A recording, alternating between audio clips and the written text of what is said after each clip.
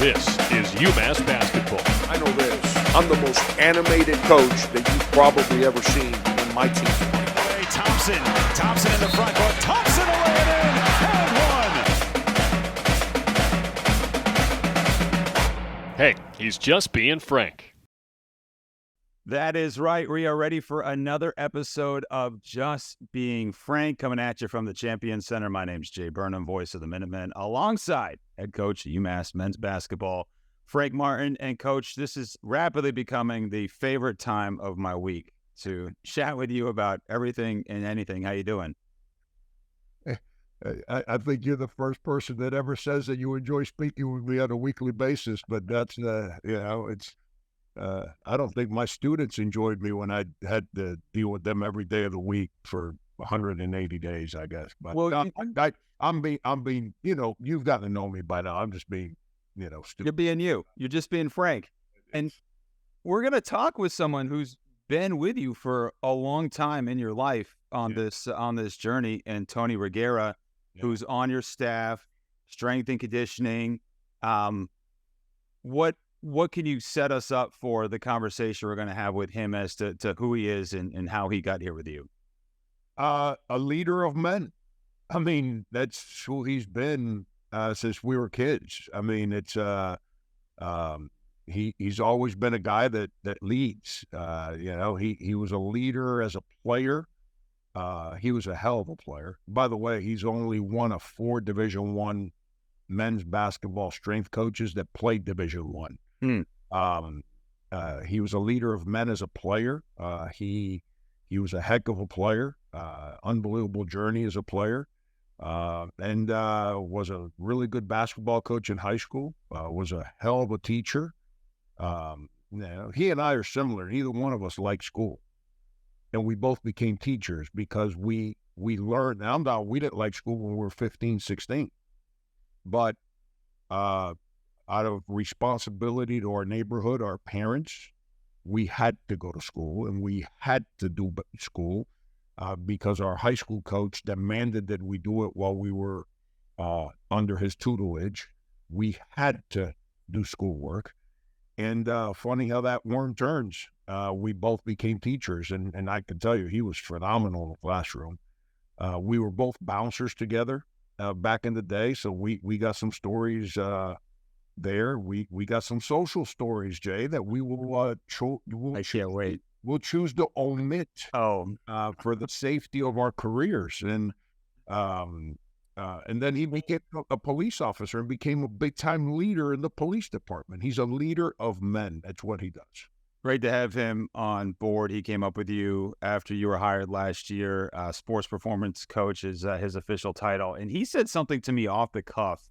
Again, we're talking about Tony Regueira, who's the guy that helps get the guys ready in a lot of different ways. He said he tries to beat you to the office. When did that start? And does he beat you to the office or get here when you get here every single day? I don't even pay attention to him. I just He's just there. I just need him to make sure that he gets the guy stronger and mentally and physically. And he claims he comes in the office before me and then he leaves for breakfast. Yeah. He touches down and then heads out. Yeah. And that's what he claims. That's a savvy move. I'm going to tell him what I told the players here this past year. They all claimed they were coming in here to shoot balls on their own. And then one day I walked in, I said, remember, all I got to do is go look in the camera room at the camera, and I can tell who's coming in and who's not coming in. All of a sudden, a bunch of guys came in and said, yeah, well, I haven't been here in about 4 or 5 weeks. So Tony's the same way. All I got to do is look at the cameras and see what time he actually We're going to talk with him on this podcast, get to know him a little bit. Also, speaking of kind of strength and conditioning, this feels like a very important stretch for your team with a lot of young players in that field. Although, from what we've seen from some of the guys that have made their way to campus, they're already in pretty good shape as it stands right now. Some of the guys just look like they've been lifting weights for quite some time. Yeah, it's and that's why Tony was such a great hire for me in UMass at this moment, because just like me, when we were kids, we didn't know anything about the weight room. And then our high school coach forced us to understand the importance of the weight room and now what it means to your team collectively, because you're asking nobody likes the weight room. But you learn to understand that if you want to be a real good athlete, you better take advantage of it, because it strengthens your body, your mind, and it creates a unity on your team because everyone's having to sacrifice, because that's really hard in there. And he learned that at a young age like I did, and it's a big part of the way I run a program, and that's why he was so important, because he's going to come in here and validate those thoughts to the players when they walk in every day. It's where I do my best thinking. The weight room? Yeah. That's it. You know, Jay, people around here haven't figured that one out yet, but they will little by little. I'm talking about people on my staff, because they all knew me as a coach, but it's the first time, other than Doug Edwards, that all those guys actually work with me. But, you know, Brian got a feel for it the last couple of years, but when I'm working out, it better be like major issues if you want to come have a conversation with me, because that's my moment to find my peace, and that's where I think. As to, like, I love working out before I plan practice, work out, and then run practice. Because after I plan it, I want to then work out and think about how I'm going to approach practice. And practice is, people think running a practice is just putting a drill paper and then go on the court and running the drill. It's connecting a practice that's going to impact every player. And then you know your team, because you've been practicing with them every day. It's not like you just showed up and let's do a drill like I did the first night I got hired here. I didn't know anybody. I just did some drills. And like I said that night, that was more for me than the players. But then you prepare yourself, because you know some of the issues that you're dealing with. You know some of the happiness and unhappiness you're dealing with. So that's my moment, my hour to hour, 20 minutes, where I prepare my mind and my emotions for everything that I think I'm going to deal with when we walk on the floor. Both my parents were teachers for a long time in their careers. My father, a 7th grade history teacher. My mother taught elementary school. And I saw them put together lesson plan after lesson plan to kind of stack up how you can teach and how the student will learn. And I'm seeing and hearing this from you, and also connecting the fact that there is such a teaching process to it in your past as a teacher. Yeah. I mean, how does that play into you building plans and having people actually absorb them? The most important, I say this every time I speak to young coaches, the most stressful, I ask the question, what was anyone in here think is the most stressful part of my day? I hear people say, well, the timeout, or, you know, blah, blah, blah, whatever, dealing with the media, whatever it may be. I'm like, wrong.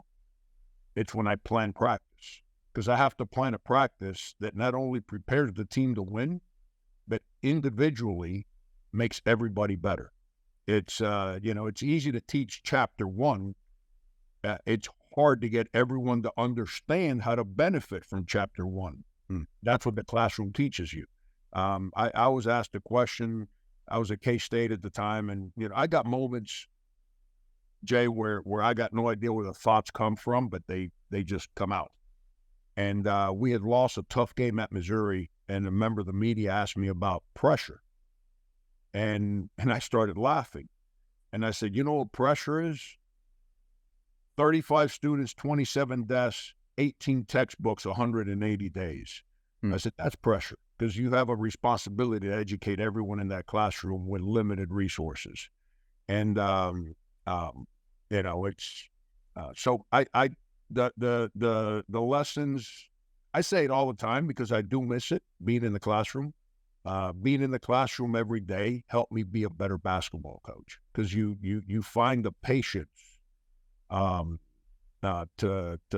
comprehend that everyone learns differently. You're constantly needling your students to figure out, for them to let you in so you can figure out how to help them, to guide them to find success. through what you're teaching them, which was math. Like, how many teenagers enjoy math? There's very few. I'm one of the few morons that actually enjoyed math. But that I did see that as a negative. It's like me now trying to build this program under the umbrella that's been created with all these new rules in place. It's different. So my enthusiasm right now comes from, let me see if I can figure this out. Well, as a math teacher, what are you constantly doing? Figuring out problems, because you have to teach people that have no interest in math. And so to me, it's all connected. I miss the classroom. I think being in the classroom allowed me to continue to be a better coach. You just got to isolate the variable, coach. Hey, how about I could do this math? +1. Yeah. And that's where you're at. Yesterday, the announcement of Tariq Foster, who has joined your team from Putnam Science Academy, which is a great program. We will get into each and every player. As I said before, we have plenty of time to cover that. But just, I wanted to get, since it's fresh here, your initial thoughts on, last week we talked about the departure of Wildens Levesque, and now here comes the addition of a nice piece, Foster. What can you say about him and how that came together? Yeah, it's again, our staff. It's assistant coaches are the most difficult part of my job is hiring staff. You got to hire the right guys, and you got to hire guys that comprehend the sense of urgency that every day has. Like, there's not a day in our business. I'm not saying this for anyone to feel sorry for us, but we've chosen a profession where you have to have an incredible sense of urgency every single day of the year. I heard someone say that I was at this function. By the way, it was in the athletic department, and everybody was there but you, just letting the world know that you were not part of the athletic department development. Called me out. Where was I? What was this? I got going on this. There's 2 young guys on my staff that didn't show up either, and so Ryan Bamford, if you're listening, I think those 3 need to be reprimanded. But they were talking about putting your phone down, and as an employee, put your phone down. That sounds good in theory. If I were to put my phone down when that call came from Tariq Foster, if it happens when I decided to put my phone down for those 3 hours or whatever they were talking about there, which sounds good, and I'm with you. I wish I can disengage from this gadget, but unfortunately, in the profession I've chosen, those 3 hours, that might be when that call comes in, and if you're not there to say yes, the next guy's getting the call. And our staff, the temperature of the water right now, recruiting, you got to have somebody ready to go at all times. We recruited Tariq when I was at South Carolina, and he was at Cardinal Hayes. It was going into my last year, South Carolina. I think we all understand that last year, the divorce was imminent. And then when I got here, we're trying to redo this roster, and I didn't know what we didn't need, and he was an early commit to VCU, so then we couldn't really make a run at it.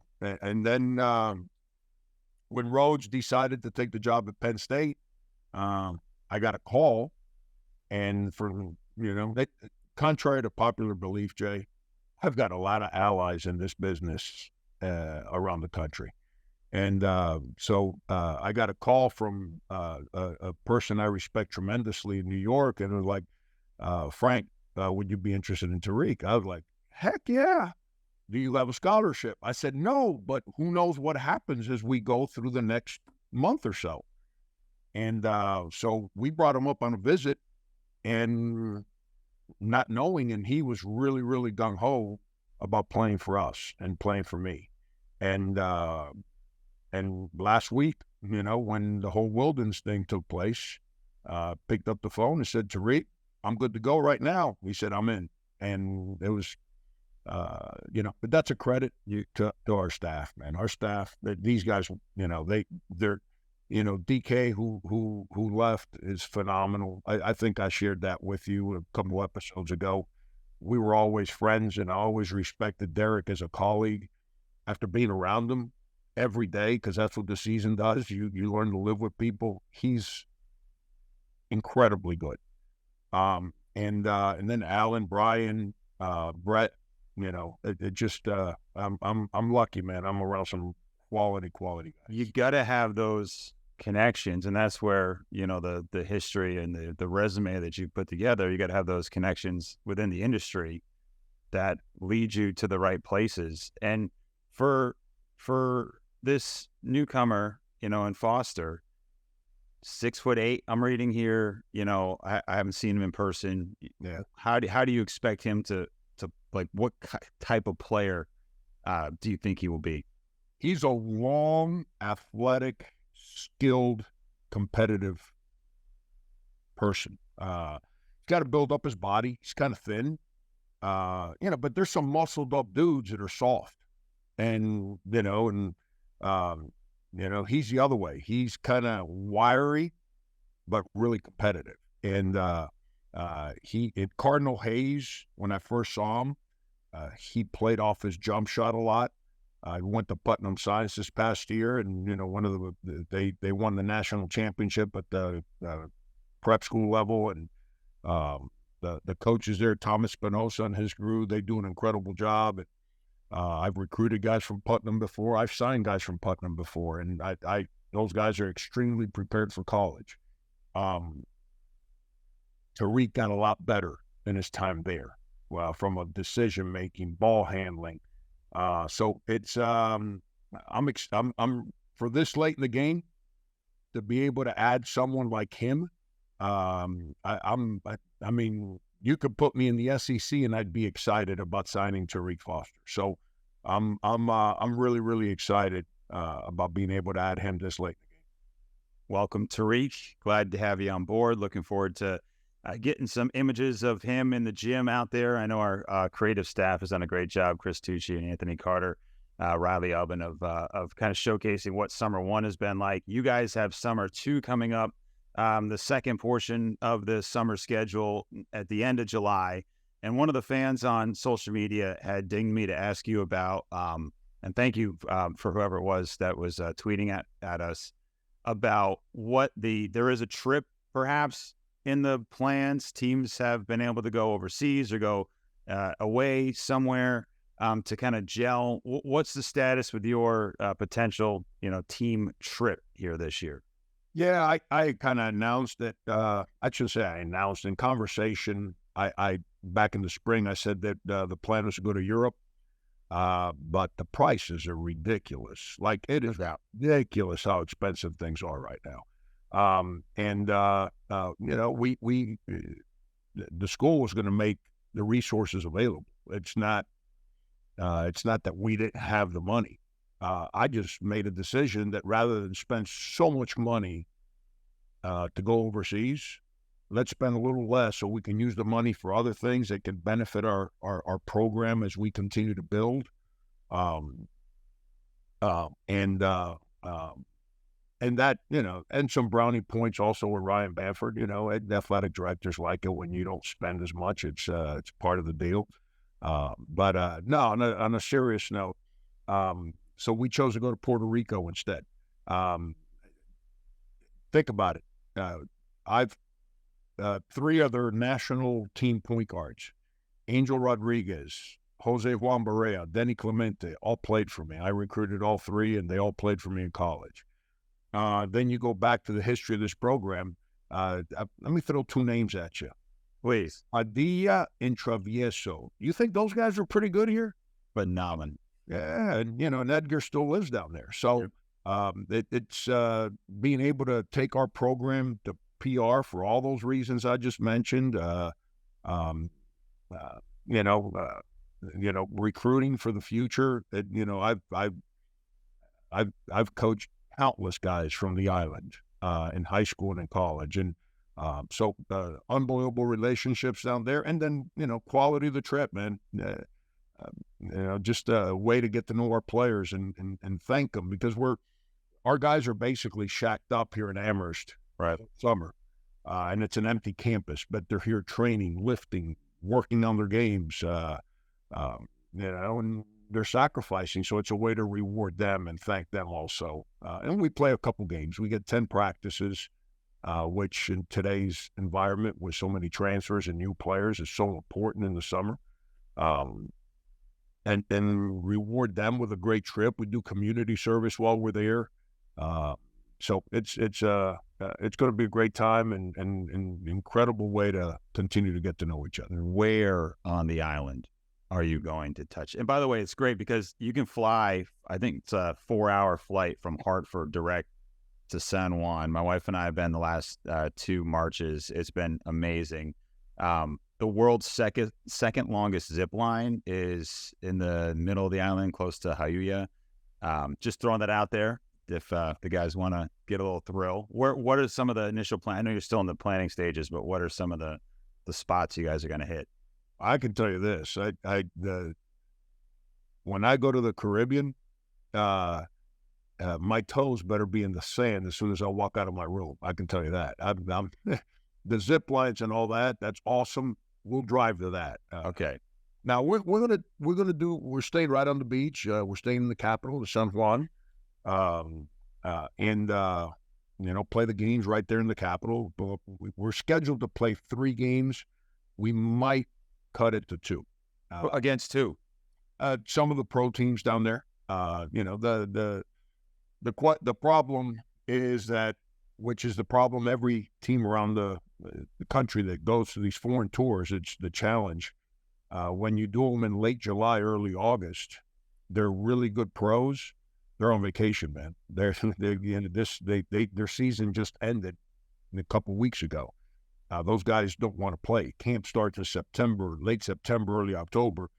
Those guys, they're not going to play. So you end up playing some of the backups and some of the young guys in the clubs. Remember, in all these places, even though PR is under the American umbrella, their club system is different than the United States. 14-year-old kids don't grow up playing at their high school; they grow up playing at the pro club, and they're, even though they're still students and amateurs, if we still have such a term, they play for their clubs. So we'll play 2 of the club teams, possibly a 3rd. That all depends on our team. We're going to be there from the 28th through August the 2nd. We'll feel out game number 3. It's the way we've worded it with the folks down there that are helping us put the trip together. What can you expect from a team, especially so young and, as you mentioned, new?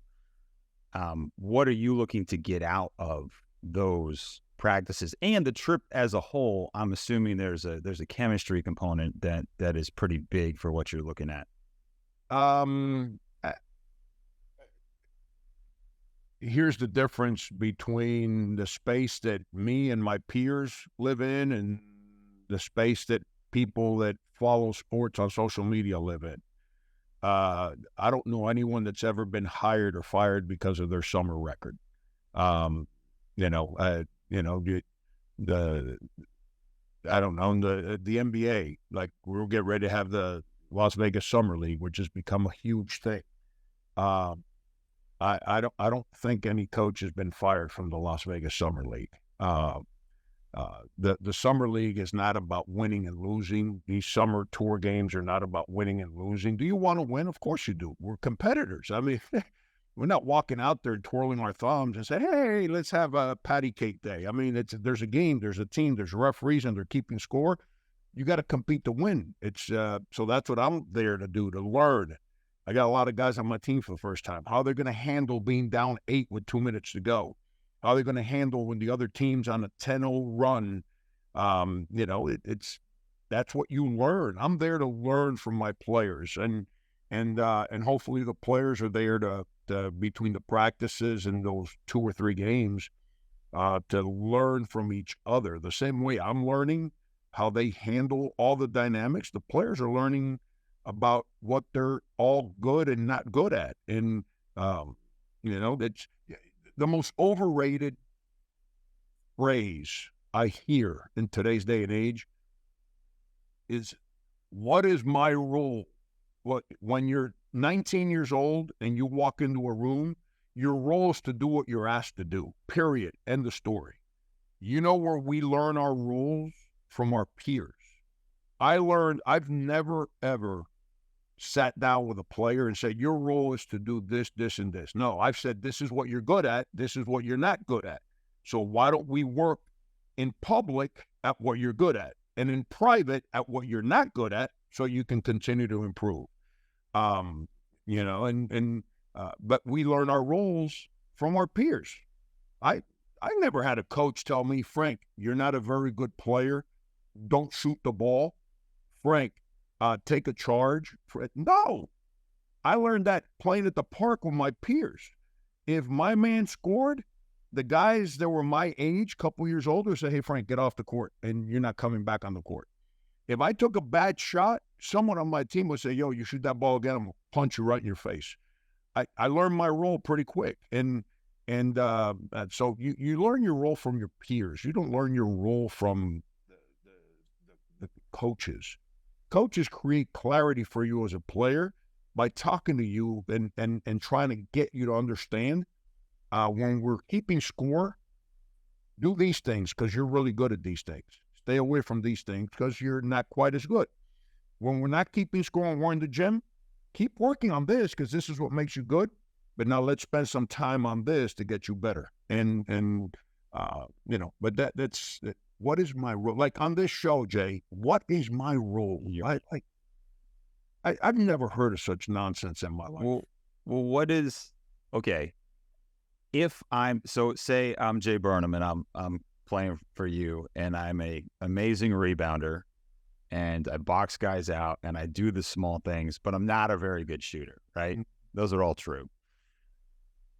If I do those things that are within my role very, very well, mm-hmm. does that buy me leeway to not get punched in the face on the court if I take a bad shot? Do I have can I build credibility into doing things that are outside of my role in public once I've been working on those things? Absolutely. That's how you earn trust because you're a team guy. Like guys that can't shoot, they don't need me to tell them they're a bad shooter. You know what I've never told a player? Don't shoot. Because as soon as you tell somebody don't shoot, you're letting them know you don't believe in them. I've never done so. Now you're in the game because you rebound and you box out and all that stuff you talked about. So now I got to play you because you're doing what I ask you to do. So, and you're doing what you're good at. So now the ball comes to you. You're not going to shoot it? Well, now I've got to prepare you to understand on when it's okay for you to shoot and not shoot, and that's, those are the conversations that we try to have with our players, like guys that are not great shooters, like don't shoot it on the first pass. Now, if the ball goes paint out, let it go, and then we got to go rebound it. And that's just, it is what it is. But, and by the way, punching in the face is from your peers. Yeah, not your I got you. Yeah. Not the people you. That's on the hard court street of Miami. That's be clarified. That's on the hard court of every city. We were talking the other day, me and a couple friends, and I hate when players fall down. It drives me nuts. You watch the NBA, they never fall down, and the only guys that fell down are the bad players that flop, and they're taking that away out of the game. Thank God. You watch the NFL. That's a collision sport. Guys don't fall down. And when they do, they lose their jobs. And we're talking about that. A friend of mine said this to me, and he was right. He said, you know why no one fell down 20 years ago?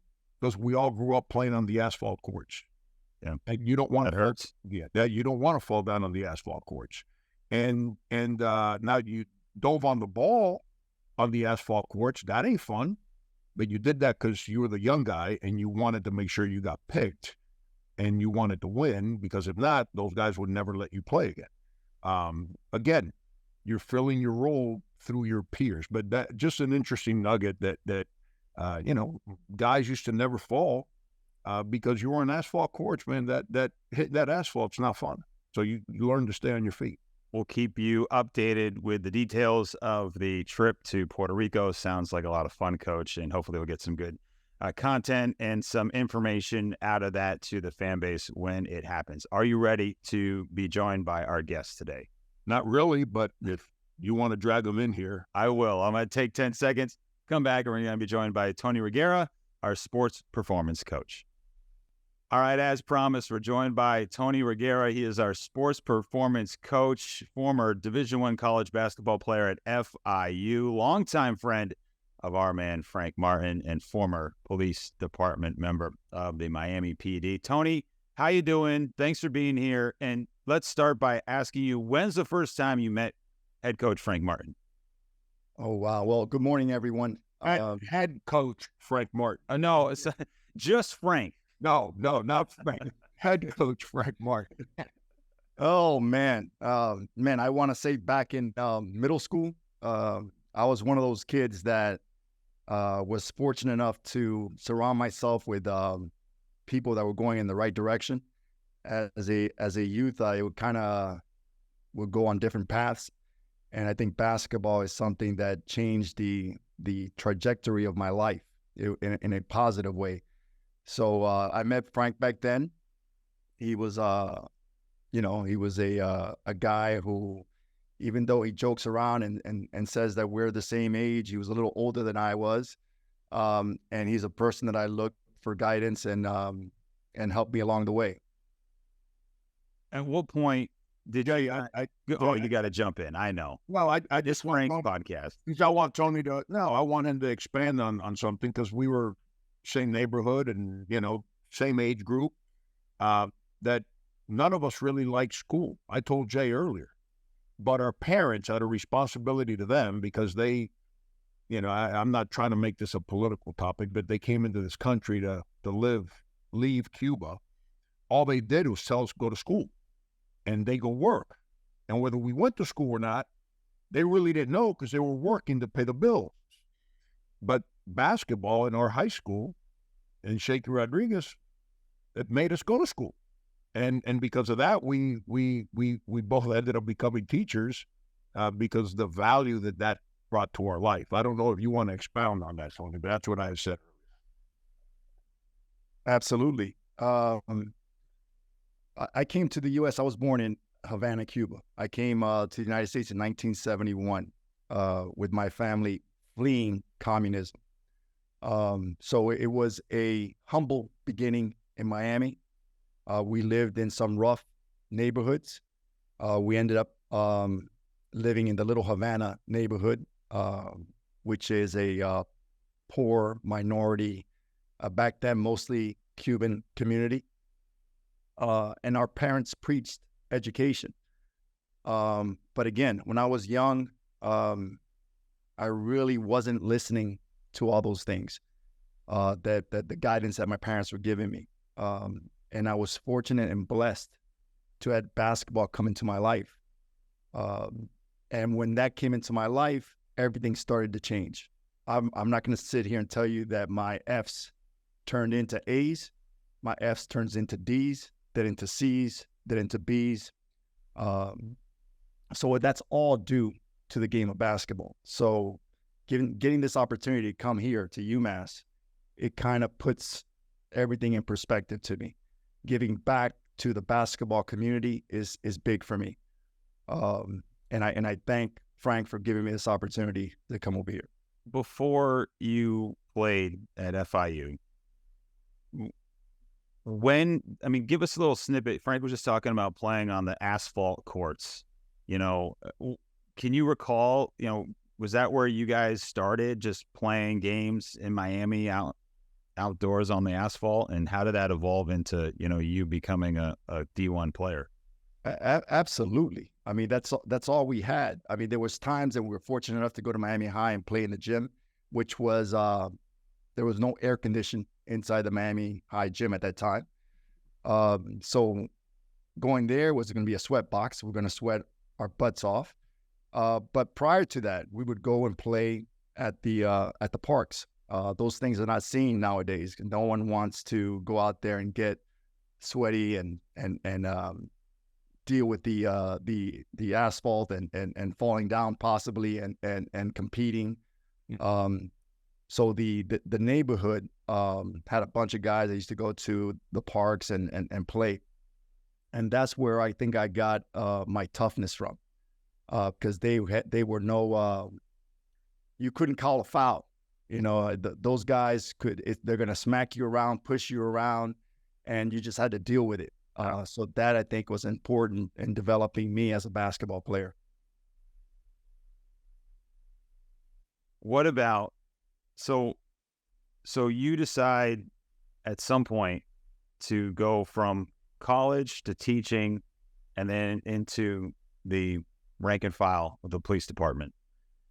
Give us a little snippet as to, how that career path was laid out for you. So yes, when I graduated from FIU, I needed to get a job.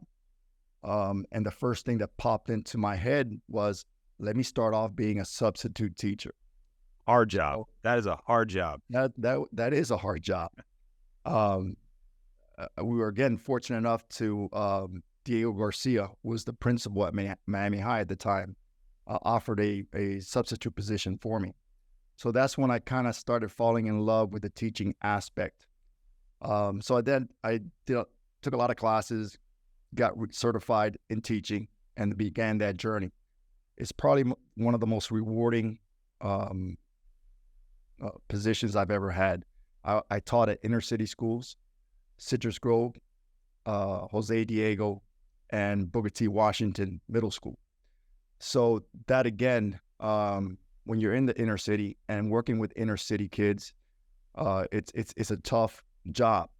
But once the kids realize that you're there with a good heart, trying to achieve something with them, it all falls in line.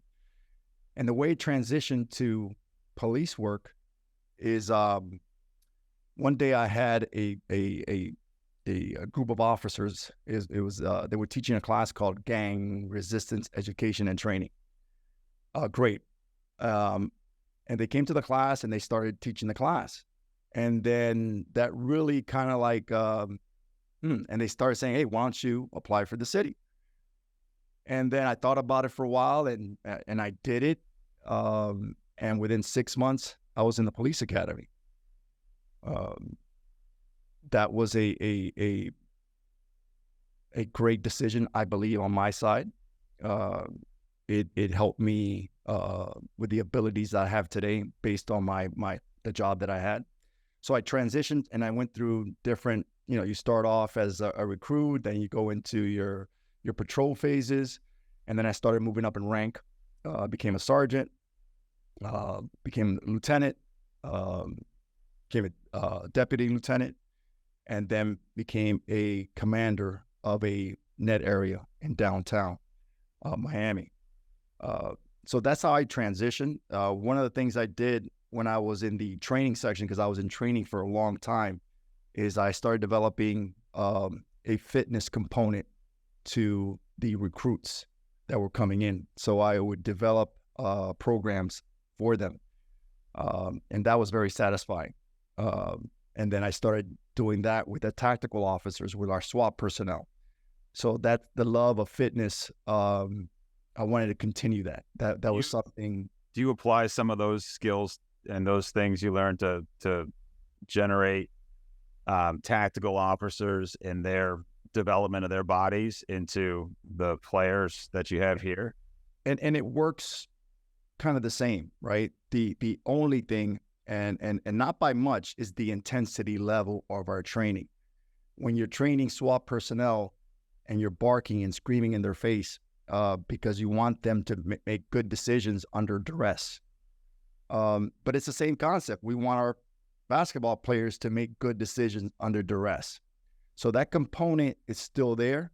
That's something that we try to do. Our intensity level is big, in the weight room. Our communication levels are big, and then our accountability in the weight room. So it's all kind of the same. We want to do that for law enforcement guys, and now we want to do that for our basketball players. And right now, it's been especially with this group that we have right now, it's been a pleasure developing them. Hey Jay, if I can add Go for it. something that Tony didn't publicize in what he expressed, and along that journey, about 5 years ago, he called me. He says, "I want to get into strength training at the collegiate level," and he started flying himself on his own dime, out of his own pocket, into conferences around the country, preparing of what strength training does. He started flying himself into Columbia, South Carolina, not just to come see my team practice and play. That was part of it, but to spend time with my old strength coach, who a lot of people consider the Scott Greenewalt, the Pied Piper in this business right now for basketball, to comprehend the training methods. Because you see, Tony comprehends as a basketball player that you can't train him to be a football player. Tony and I used to lift a lot of weights together so we can go to the bar and throw people out the door. But we're not trying to make bodybuilders or bouncers out of them. We're trying to make elite basketball players out of them. So he comprehended that as a former basketball player, and for 5 years he's been preparing for that opportunity that came last year when UMass gave me an opportunity. And so I needed to add that to what he described. Because it's, I read an email that was sent, and that's the problem with doing this with me, Jay. I told you, you're going to get dragged in the mud. So I speak in truths. I don't speak in gossips. I ignore gossip, but I speak in truths. There was an email that was sent to our campus by someone claiming to be a UMass person, questioning the fact that I hired a police officer to be a strength coach. And that got some traction. And I hired a leader of men that comprehends the business that he's in better than most 27-year-olds that are out there that know how to squat. And Tony's his work ethic, his that first year he was a police officer. I'm going to throw this one in there because I used to laugh with him about this. He'd work school like Monday, Tuesday, Wednesday, Thursday. Then he'd report to the police department at 3:30 p.m. when he got out of class and worked till 11 o'clock at night. And I'd be like, holy cow, you're out of your mind. But that's he did that. How many years he did that? 4 years. 4 years. He did that for 4 years. And in today's day and age, Jay, in the moment we're in right now, where people find excuses not to work, I'm going to surround myself with people that don't make excuses for having to work. And that's what I want our program to be about. And that's what I want our players to learn, that if you get out of bed and you work, there's a chance that you can find success. It's not guaranteed, but there's a chance you can find success. Tony, before I ask you guys about your bouncing days, anything on that Frank just said that you want to comment on?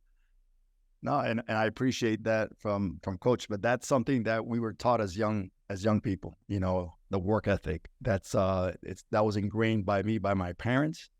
And that's something that I really didn't even look at it. I was working 2 full-time jobs, one as a school teacher and as a law enforcement officer. But I really didn't take it like that. I took it as an opportunity to expand my knowledge. Didn't want to give up on a career yet because I love the teaching aspect, and I love police work. So when I got the opportunity to go to the training section, and now I can actually teach and still be a law enforcement officer, man, that was a blessing in itself.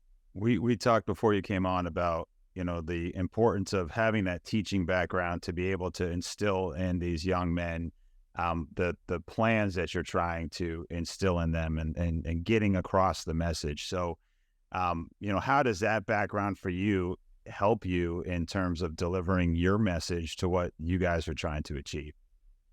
Absolutely. And I think that the great thing with this unit that we have here today, and I'm talking about the coaches all the way down to the managers, that we're all on the same page. There's no one doing anything different, right? We're all trying for the same cause. So with that understanding, the returning players have been phenomenal in establishing the things that are important. We got the Matt Cross that does a phenomenal job, Rasul Diggins, Keon Thompson. Those guys right there have brought an intensity to the weight room, so the freshmen can see, okay, this is what it's all about. So when we teach something, it's great to see that these kids absorb what we're trying to say, and now they can spread that education to the rest of the players. So that's been that's been great to see. I'm just glad we got to do this, Coach. This has been great, Tony. Okay, so you and Coach Martin are bouncers in Miami. Give me a time frame. What years are we talking here? Is this a night job that you guys are working while you're going to school? How does that come about? It's a night job. I want to say we used to come in at maybe 10 and get out of there 5, 6 in the morning, somewhere in there. And the clubs that we used to work out were kind of very popular clubs. We would, I think the ability to communicate is also important in those types of environment. So to de-escalate situations is just as important as to grab somebody and having to remove them from a club. So our ability to communicate with these patrons that sometimes drink a little bit too much, or just don't do things that are appropriate, it helped us tremendously during those times to avoid major confrontations. So our job when we go into a club was not to escalate situations, is to de-escalate it and try to solve it in a peaceful manner. And there's times where it didn't work out that way and we had to be physically forceful. But that wasn't our first option. Our first option was to try to get it clear to the individual that it was time for him to go. That's interesting, Coach, because I never think, as a guy who goes to clubs all the time, not really, you always think of just a bouncer chucking a guy out the front door. There's more to it than that.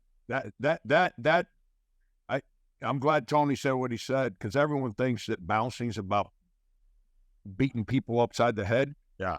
When that goes down, man, you're going home with a headache too. That's never fun. That's not a comfortable moment to be in. The good, now they're bouncers that go in there to fight because they're roided up and that's their deal. But those are few and far between. Majority of guys that work bouncing, it's what Tony said. You try to keep things under control and get people to relax, not enjoy your night, man. Because when the what hits the fan, it's not good for anybody, including the bouncer. It's an uncomfortable moment for everybody. So Jay, if you were in the club dancing back in the day, Jay, we would have. You leave me alone. We would have been protecting you. I've seen your moves. We would have like, this is the guy that brings good people in here. We got to keep him in the club. I got an entourage, man. Buying bottle service. So wow, we've been all over the spectrum here. So Tony, now kind of as we wrap this up, in your second year, okay, you've got maybe some more younger guys. But I was talking with Coach earlier about how a lot of these guys look like they've been doing some of the weight stuff. Clearly, there's guys that look ripped to begin with. Is there something for you that you've learned from year one to year two that you might implement a little bit differently heading into your second season? I think every year you're going to learn something different. I mean, this is a job that learning is part of the gig. You're gonna figure things out. You might do something that I did last year that maybe didn't work out, and I'll get rid of that type of programming. So it's definitely every year is going to be a learning year. I don't think you stop learning. I've been fortunate enough to go to a lot of different camps this summer to just to see what other guys are doing out there in our field. And it's amazing to see the diversity of the different types of tactics that they take to strength and conditioning. So you have to believe in something, even though you have some things that don't change. But like, for example, I would talk to a coach and say, hey, I got 20 minutes in the weight room. That's it. My guy's only 20 minutes in the weight room and we're done. Other guy says, no, we're going an hour and 15 minutes in the weight room. Other guys will say, all we do is Olympic lifts. And the next guy would say, we don't touch Olympic lifts. So it was nice to see that. And then what I got out of all that is that you have to believe in something, in a method, and you stick to what you believe. And then you surround yourself with people like Scott from South Carolina. That's a guy who, if I'm having problems with something, a mentor that I can call and say, hey, listen, what do you think about this? So I'm not one of those guys that thinks he knows everything. I have people around me that if I ever get confused or don't understand something, those people will assist me big time. So I'm very blessed by that. Well, the science changes, right? Every year, 20 years ago it was everyone's doing this, and then it becomes TB12 flexibility, and then it becomes, like just like nutrition, like those things change as we learn more and more and gather more data on people on a daily basis. Absolutely. Hey, Jay. Yes, Coach. And getting back to education, we're not, like, everyone thinks because they comprehend a book that makes them a good teacher. You don't comprehend how to teach until you actually engage with individuals, because we're all different. There's some things that Tony might have trained somebody in the past that he tried with Matt Cross, and Matt Cross's body doesn't respond to it. So now as he gets around Matt and trains him consistently, he understands how to navigate that journey to help Matt Cross, because we all have strengths and weaknesses. Like we're talking about shooters, non-shooters, rebounders. Tony's got a better feel for all those returning guys because he's been training them for a year. So now he comprehends how to. He's not going to change the whole program for one person, but some guys are better, doing they're bad in flexibility. So he has to work on flexibility with them individually so they can become better squatters and things of that nature. So it's all hand in hand. And, that's the beauty. This is the first time, Jay, you've been around here a lot longer than I have. It's the first time that UMass returns their strength coach for a second consecutive year in a while in basketball. Yeah. In a while.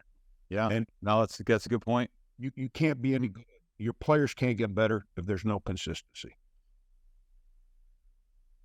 Well, let's come back to Tony later in the year. And I want to know like some squat numbers, some lift numbers, and we'll check in with you, Tony, to see how things are going. But this has been a real blast getting to know you a little bit more, and I'm looking forward to year 2 with you, my friend. You got it, brother. Appreciate you guys. Thank you. All right. That is Tony Regueira. Coach, any parting words? I'm glad you didn't ask him to speak about the playing days, because those were bad days for him anytime he saw me walk on the park. And I'm glad you didn't ask him to speak about the bouncing, because I had to pull him out from underneath the pile numerous times. Well, we're here weekly, so we can jump in on that maybe later on. And if you have not gotten to know that I like to, like, whatever I say about others, usually is the term for me. So I'm just using people I know to find cover for myself on things like that. He's Tony, I'm Jay, and he's just being frank. We'll see you next week. All right, guys.